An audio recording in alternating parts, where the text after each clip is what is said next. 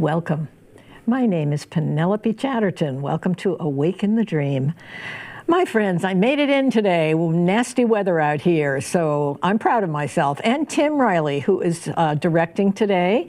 And I'm going to use his name because all of a sudden I've inherited too many Tims.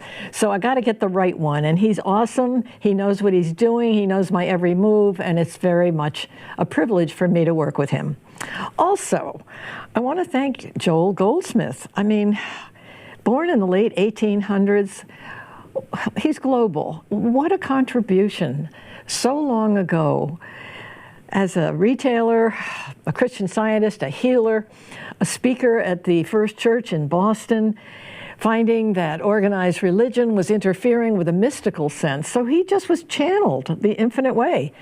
And you'll see folks on the lower thirds that are supporting his work. So I encourage you to check him out, because when you love the infinite way, there's no getting around it. You've got it. They've got you. The infinite way has you because you vibrate to it. So again, thank you, Joel. Thanks, Liz Parker, for her introduction to the infinite way, because she can help get you through the whole series of lectures and books, and it'll help you out. And her husband, Marty, who's spreading the word beautifully for all of us, and I appreciate that as well. Now, my name is Chatterton, and I've never mentioned this, I don't think. My father was a Chatterton. My grandparents in the 1800s were Christian Science practitioners.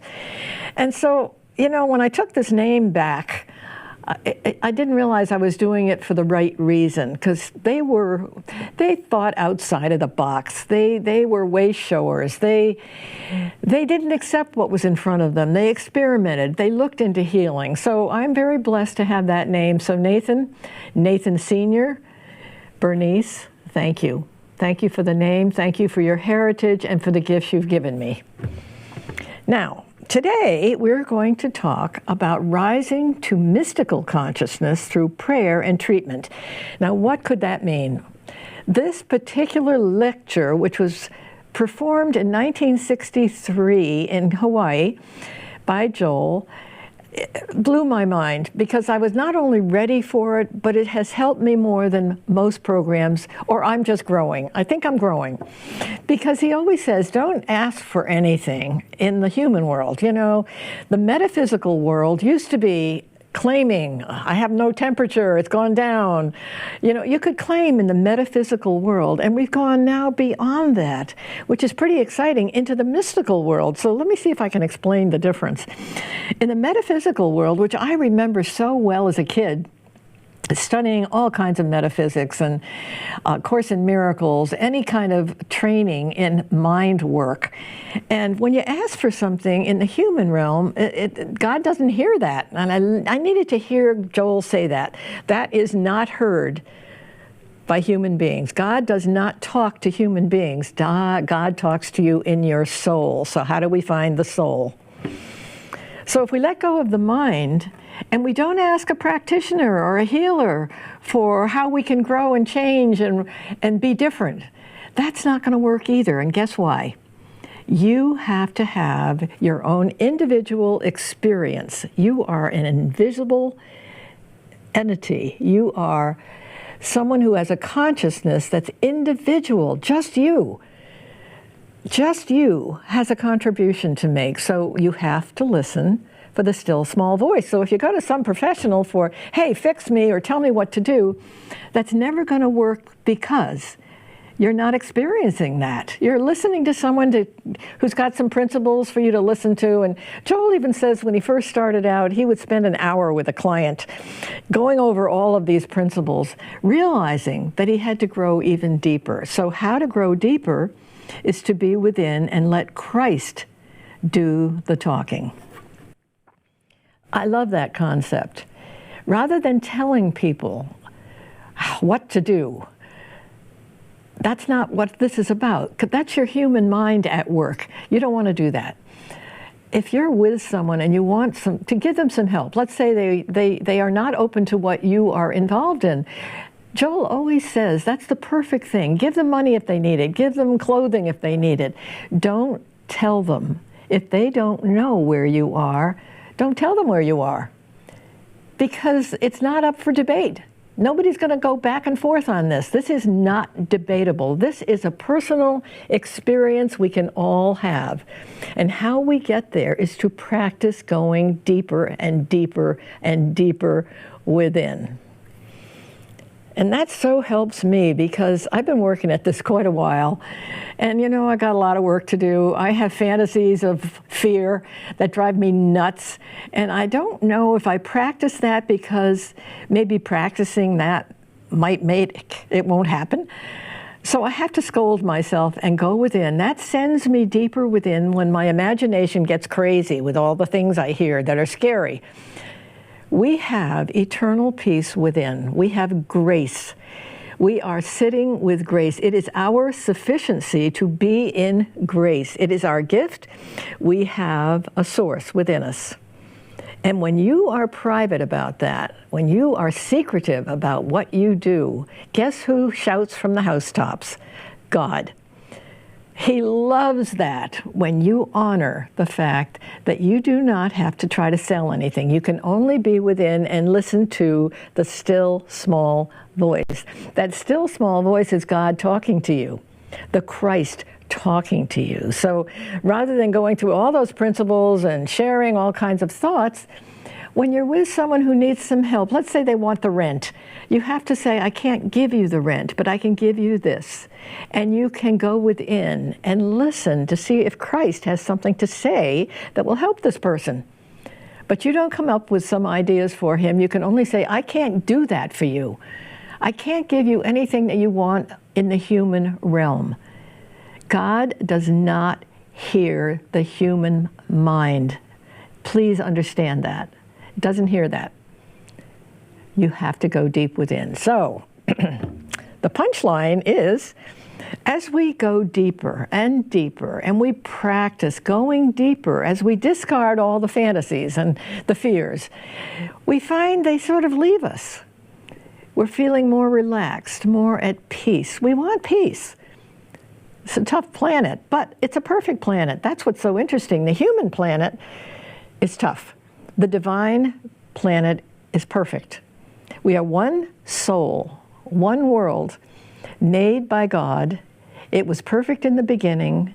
It's still perfect and always will be. We'll have the infinite way, divine pleasures coming from remembering that we have everything. We're whole, we're complete, we're perfect right now. We always have been. Christ has been with us forever. They talk about first coming, second coming of the Christ. There never was one that was first or second. There always was the Christ present. Always. We'll always have that. It's our life. And even in death, that final thought of how can we get through that, you're never going to be alone, even going through your passing. God has held your hand forever, will continue to, but your job is to go within. So to hear that, your job, you got a job. You got to be still. You got to be quiet. And the cue and the advantage to the infinite way is to meditate. That's the only way you're going to get there, is to be still and quiet and meditate, commune, talk within, rest within, ask, or just receive the presence until you feel the grace, until you feel the relaxing, until you feel like, I'm home. The work is work, but guess what? We came into a plane where we can help the next generation. I love that. The work we do, the next generation that comes in will have enjoyed the work we've done, because if we're one soul and we contribute and we obliterate fear, as we keep working on this, the next generation's going to come in with less fear to have to deal with. That's a great thrill for me to think about. I got grandkids, they're going to have kids one day. Wouldn't it be nice to be born into an easier incarnation? Wouldn't that be nice? So my friends, prayer is the answer. Quiet time is the answer. Being within is the answer. Yes, you can read all the books, you can listen to all the tapes, they're inspiring, but they take you to where you need to go. The whole infinite way process says, we're going to take you there. That's what Joel found out. He walked in everybody's shoes. He had poverty. He had disease. He had a healing through Christian Science. I mean, he was guided. His life wasn't perfect, but he kept getting answers. And he kept pulling over when he kept reading things about, my sufficiency is with God. I mean, when he realized that, how simple. You know, what is it about simple? Why is simple the hardest? Well, I guess our minds are so complicated, we're so inundated with stuff, how to think and what's going on, that being simple seems like a far reach, but it is the place to go. And I just love the fact that he's talking about there's only been one Christ coming. Always has been with us, always will be with us. In transition, in death, the hardest thing that we might think about, we are forever. My dog, Miranda, I had for 7 years, and I'm sometimes animals for me are just more precious than anything. And when she passed over, I thought I wouldn't survive. And 6 days later, I was uncomfortable, turned over on my stomach, and out of my back lifted this 2-foot spirit, and it was Miranda. Our connection was unbelievable, but you know, what an interesting trip I've had to be able to be given an invisible spirit, to feel it, the jet lag go up to my ceiling. I mean, how grateful. Miranda, thank you. I can't wait to see you. And also as a kid, I had a voice teacher who was a mystic. We never talked about anything, but for some reason I must have been equipped to pick up on stuff. In my meditation, being influenced by just her energy, I flew right out of my body. I was a kid, didn't know what was going on, except I went to this divine place. I didn't see people, I didn't hear anything, but it was so divine when I came back with a crash. I thought I was having a heart attack. And the pain of coming back, I didn't quite put that in perspective at the time, but boy, I'm telling you, I got a glimpse of divine life. The heavenly riches, oh my God, I mean, and then I was teaching the Course in Miracles in Orleans on the Cape, and I was discussing the death of my late husband, who was 26 years old, and I had babies under the age of 1.5 years. And as I was emotionally talking, the whole room was blown by this energy that came swooping in. So I've had my share of gifts of the other side with us. They're listening. They're with us. Hey, why don't talk to them? I miss my parents, I miss my husband, I miss my sisters, my 2 sisters, I miss folks, but to know they're alive and kicking and doing something else, and who knows what that is, I'm probably none of my business, but just to know I've had some psychic experiences that, I don't know if psychic is the right word, all I know is I've been blessed. So the infinite way came to Joel as he was working in the first church and noticing the energy between folks that was human. He saw the competition, the one-upping, and all of a sudden he got it. Something hit him that this wasn't where we were going to go. There's something better going on. And then, you know, to think the gifts I've been given, but when you think of the gifts that Joel's been given, can you imagine the gifts this man has been given about his life here? Who knows what your gift is? All I can say is if you go within, commune, pray, ask, you are an individual expression of the divine. There is no one else but you. You've got a mission. I know you've got a mission. We all have a mission. If you don't even have something interesting this lifetime, it's not over. You know, how many times I've been here, I have no idea. One little recollection once years ago where I was in a marketplace hearing tinkling, but I was in 2 places at once, so I have no idea about that, nor should I. All I know is it's never going to be over. We'll always be divine. We came divine. We're going to be divine, and we are divine. Now, living on this planet with politics and all the stuff going on and all the one-upping and all the nasty hate, boy, is that sending us more within than ever? I think so. And maybe that's a strange gift because, you know, we're obliterating that with going within. Think about that. If we're one soul of divine energy and we can cut into it by being deeply within and going deeper and deeper each time, remembering the source, remembering the Christ voice that's going to speak through you, for you, and is you. There's a punchline. I think that's where we're heading, that the God who created you is your voice. And the more you work at being deeply within in prayer and communion and meditation, the more you will get comfortable with God being your voice. That's kind of the punchline where we're all heading, because we're all created by God. We're all individual expressions. And I want to be your coach. You know, what do you love to do? What gnaws at you? What has happened to you that makes you who you are? Makes you go out on a limb. Do something crazy or special if it feels right. Never be afraid of being unique. You are unique. And if you're that individual expression, you can always ask in your prayer life, what would you like me to, what can I do to help heal the human world? The human world which really has no power. No power. No power. And I find comfort in that. It's just a lot of negativity.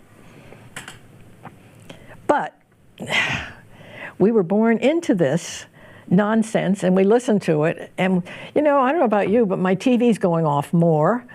I'm being quiet more.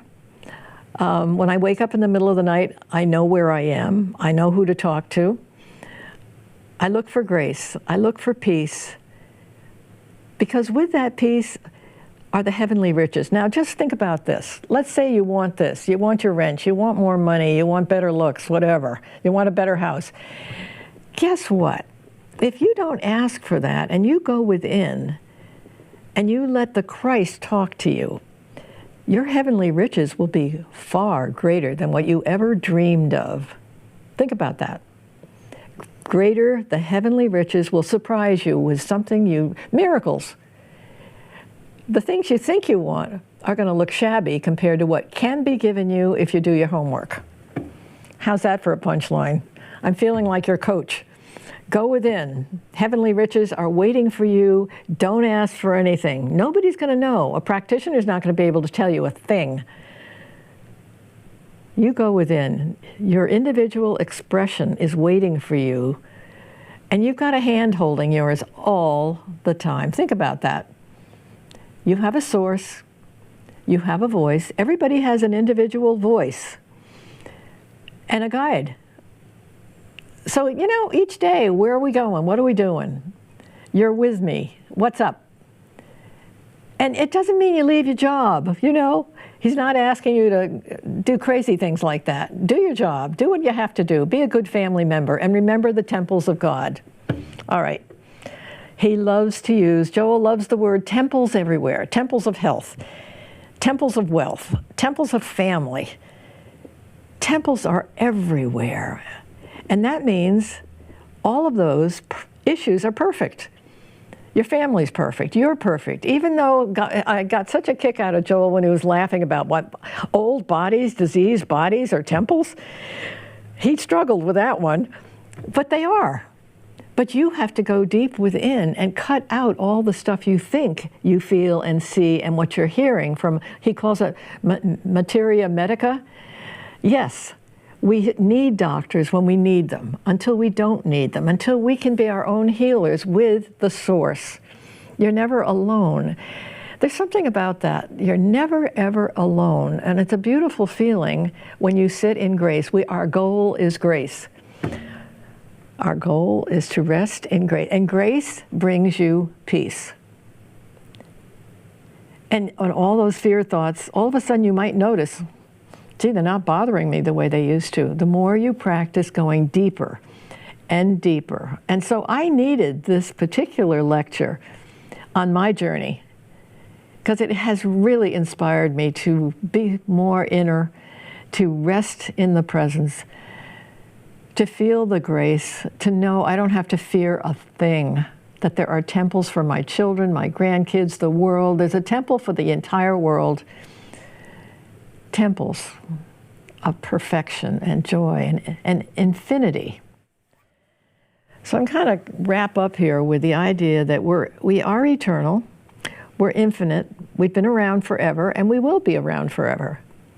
And heaven only knows, you got a job here, you came in for some reason. I inherited Chattertons, and thank you, Granddad and Grandma and Pop. Hey, Pop, I'm working on it. I think of you when I do what I do, because you all stepped outside of the box, and even though you did some silly things that didn't work out, it didn't matter, because what you did was you were open to something different and new. And that touched my heart, because I want to be that person. I want to be that Chatterton that comes up with something different and new. And so Awaken the Dream is really about just being a mouthpiece for Joel Goldsmith. I'm teaching what he is teaching. This is not me. This is me expressing what Joel is talking about. I'm his student teacher. And what a privilege. When I read that first book ages ago, with all the losses I've had and the energy that I needed, I just sat down and said, this is it. I think I've been doing this with Tim for maybe 10 years. Before that, I had 20 years on the Cape of sitting down with all kinds of healers and ministers and Bernie Siegels. I mean, I had some amazing folks on that all had a beautiful message, and then I got into Joel. And from then on, I realized it was my turn to be the student teacher of this wonderful movement, the Infinite Way. So on that wonderful note, I just can't thank you enough for joining me today, because what it gave me, I hope gives you the same wonderful feeling of go within, be deeper and deeper and deeper, and enjoy the heavenly riches. They will surprise you. That's the good news. They'll be better than anything you could have dreamt of. Thanks for joining me. Talk to you again soon.